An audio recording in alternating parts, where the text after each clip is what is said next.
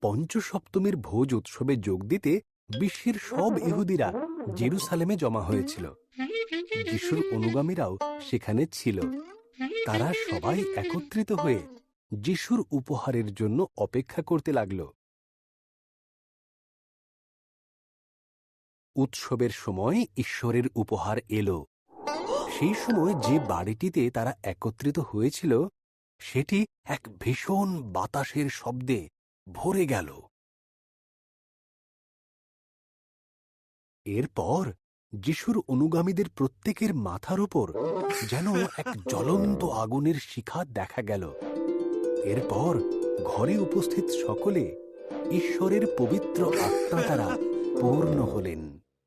তিনি তাদের বিভিন্ন ভাষায় কথা বলার ক্ষমতা দিলেন। পৃথিবীর নানা প্রান্ত থেকে আসা ইহুদিরা একথা শুনে আশ্চর্য হয়ে গিয়ে বলল, ওরা আমাদের ভাষায় কথা বলছে। ঈশ্বর যে মহান কাজগুলি করেছেন তার বর্ণনা করছে। পিতর তাদের বোঝালেন, এ সবই ঈশ্বরের উপহার। বহু আগেই এই প্রতিজ্ঞা করা হয়েছিল, যা মশীহ যিশুর মধ্য দিয়ে আমাদের কাছে এসেছে।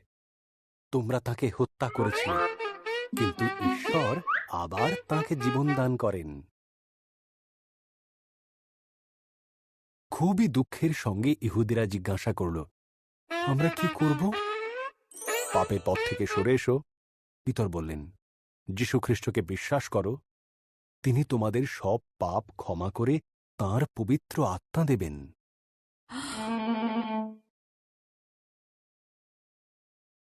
সেই দিনই ৩,০০০ মানুষ বাপ্তিস্ম নিল। এই ৩,০০০ মানুষ সমস্ত মানুষের মধ্যে প্রথম যারা যিশুকে উদ্ধারকর্তা বলে মানবে।